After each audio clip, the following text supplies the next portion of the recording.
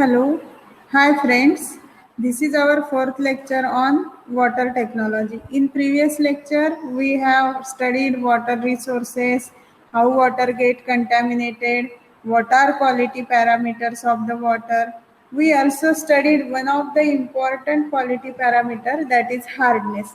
What is hardness? We have studied. Hardness means it is a contaminated water, or when downward journey of water starts, many salts get dissolved in the water, and out of those salts of calcium and magnesium, those causes hardness to the water.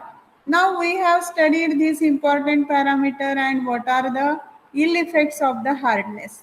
Generally for drinking there are no evidences of ill effects, but in industrial area this hard water creates many much problems. So to avoid these problems, to minimize these problems, we also studied the hardness removing processes, that is water softening processes. Out of these water softening processes, there are many processes. Out of those, we have studied first two processes, that is zeolite process and second one is ion exchange process. Now today we are going to study the hot lime soda process. Now this is the definition for water softening method.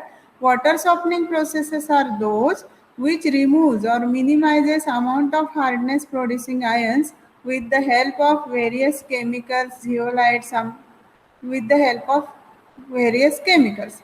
Now examples are zeolite, amberlite, IR120.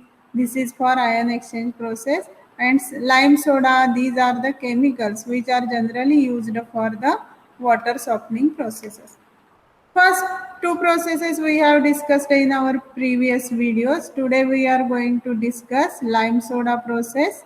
Now lime and soda, we know what is lime. Lime have a chemical formula CaOH twice, that is calcium hydroxide, and soda is Na2CO3, that is sodium carbonate.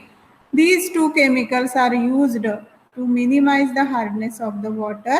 There are two types of lime soda process. One is cold lime soda process, another is hot lime soda process. Now in this process, calcium hydroxide and soda ash, these are the commercial names of that chemicals, that is lime and soda. These are used as a reagents. They are mixed with water in calculated amount. Now this word calculated is very important because we have to measure what quantity is required for the water. So calculated amount of lime and soda, that is calcium hydroxide and soda ash, is mixed with the water. And then what happens? The calcium hydroxide and soda ash is going to react with the dissolved salts of calcium and magnesium, that is calcium bicarbonate, magnesium bicarbonate, calcium sulfate, magnesium sulfate, calcium chloride, magnesium chloride. These are the hardness causing salts which are present in the water when downward journey of water starts, that is when rainwater falls on the soil, then many more salts they are got dissolved in the water and water becomes hard. Now these salts, those are going to react with the calcium hydroxide and soda ash.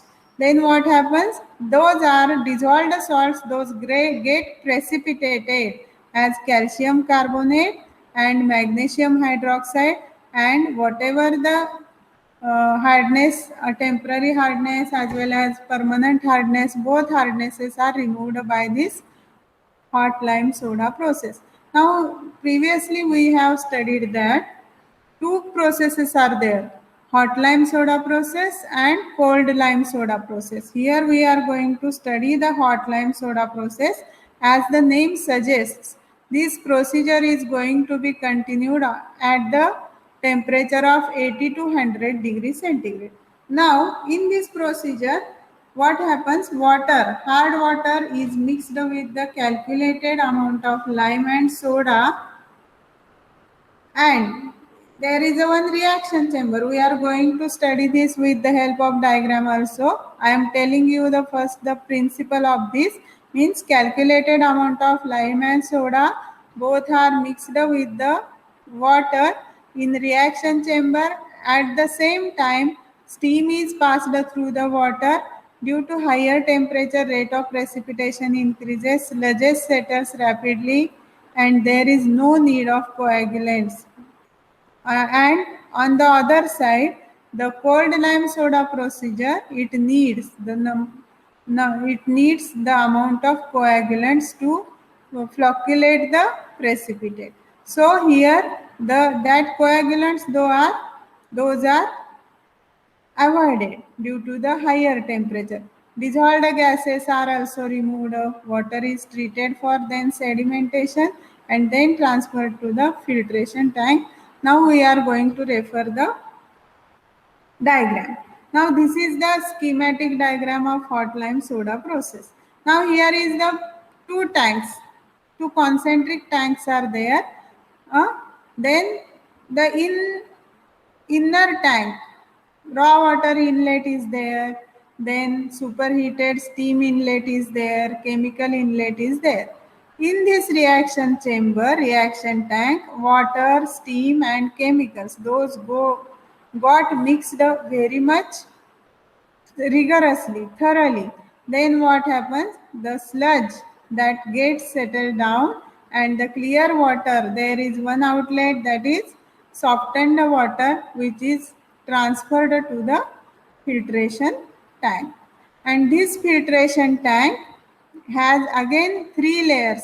Coarse sand layer is there, gravel layer is there, and fine sand layer is there. Whatever the suspended particles are there, those are all captured in these three layers, and we get the clear and soft water through this procedure.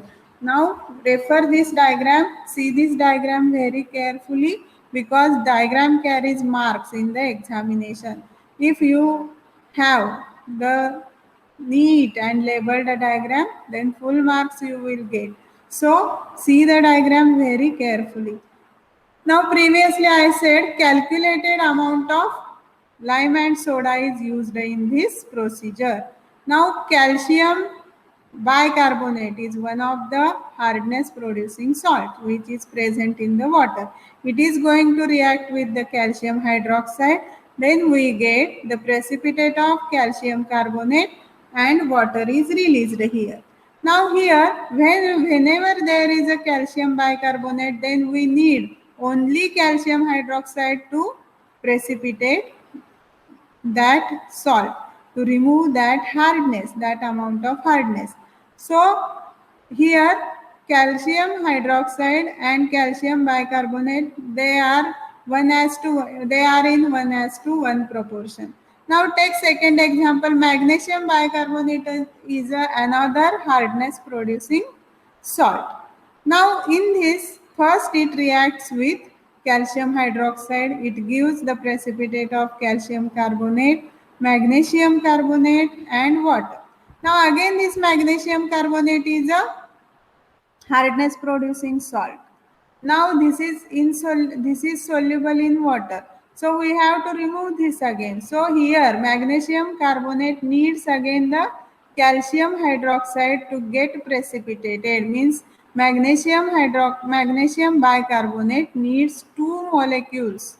One molecule of magnesium bicarbonate needs two molecules of calcium hydroxide to get precipitated as a magnesium hydroxide. So the word calculated is very important. First we have to know all the amounts present in the water, that is calculated experimentally. Then only the calcium hydroxide and sodium carbonate, those are added to the water. Now next reactions are calcium sulfate is a permanent hardness causing salt. It reacts with the sodium carbonate to give CaCO3. Means calcium sulfate needs only one molecule of soda. Then magnesium sulfate again needs one molecule of soda and one molecule of calcium hydroxide. Means here magnesium salts needs double means they need calcium hydroxide as well as soda, while calcium salts needs only calcium hydroxide. These are some reactions which are carried out in a reaction chamber, which we have seen in the diagram.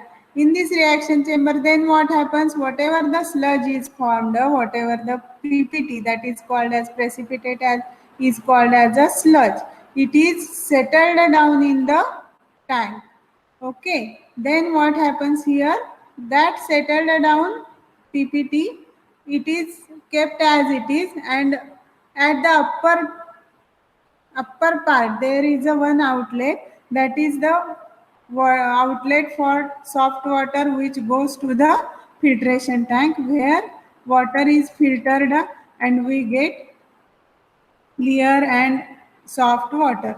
Now these advantages of this method are, this is a economical process, means whatever the chemicals are required, those are easily available, those are available in bulk, and those are very of less cost, means those are not costly at all.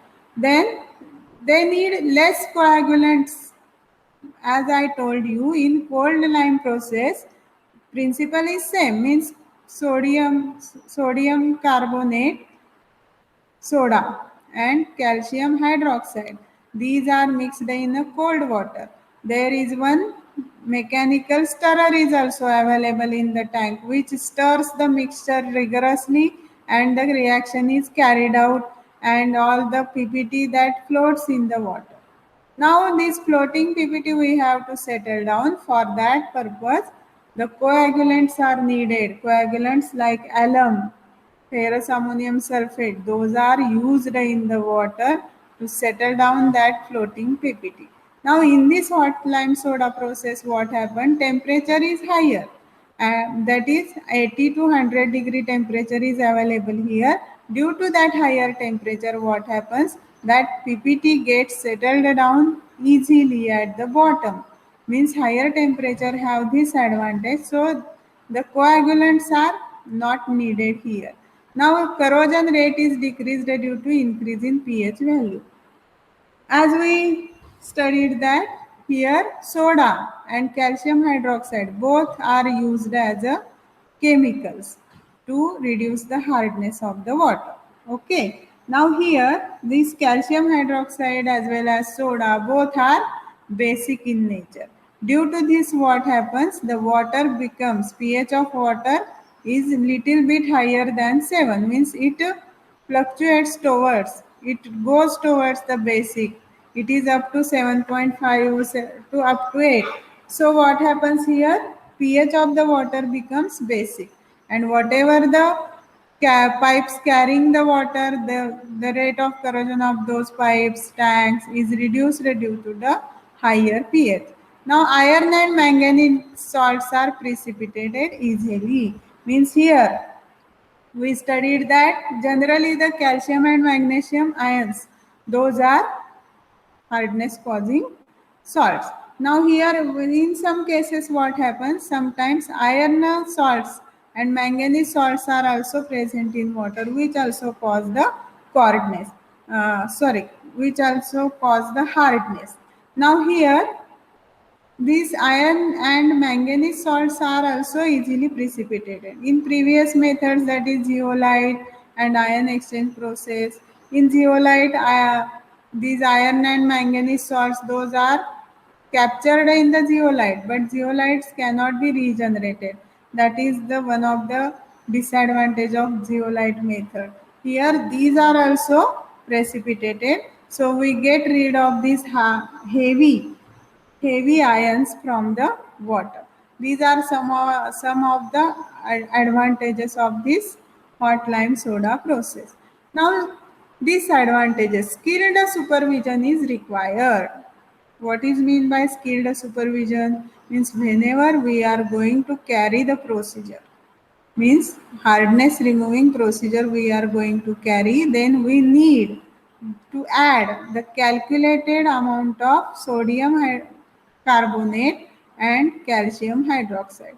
Means we have to calculate first how much amount of water is there. Say it is 1000 liter. Then for 1000 liter, how much calcium hydroxide and how much soda to be added, we have to calculate this first. Means according to the hardness of the water, we have to calculate the amount of that hydroxide as well as carbonate, so sodium carbonate. So skilled supervisor, so means those engineers or skilled supervisors are required here to get the process effective. Then residual hardness is up to 30 ppm. Means now this is the less costly method, economical method. Chemicals are available in bulk. All those things are there.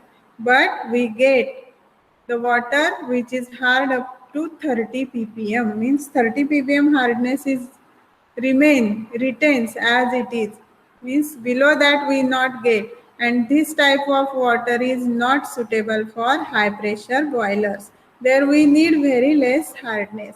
So for drinking purpose, for other purposes, we can use this method, but for high pressure boilers we have to prefer for the another method, because 30 ppm is again damaging to the boilers. Means boilers get damaged, there is a threat of explosion of boilers when we use the hard water.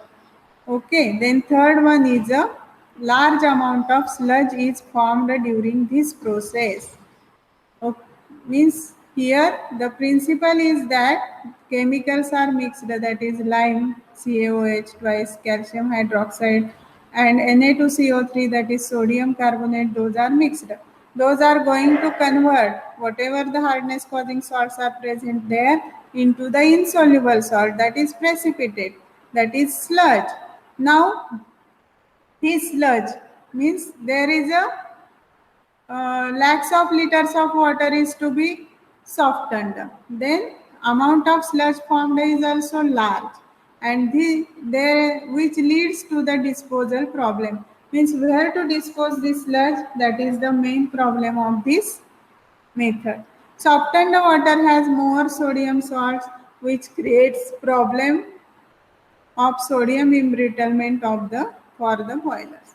If this type of water is used in the boilers, then sodium salts, because in boilers water is continuously boiling, steam is generated there, and whatever the salts, those get precipitated at the wall of the boilers. Then we have to get that problem, means get rid of that problems, we have to minimize the hardness again. So this method is not suitable for the high pressure boilers as well as boilers, but this is the economical process, and this can be used for the daily use water and other industries and those all. For pharmaceutical industries, this type of water is not suitable. Okay, thank you. If you have any doubts, then you can contact me on the mail.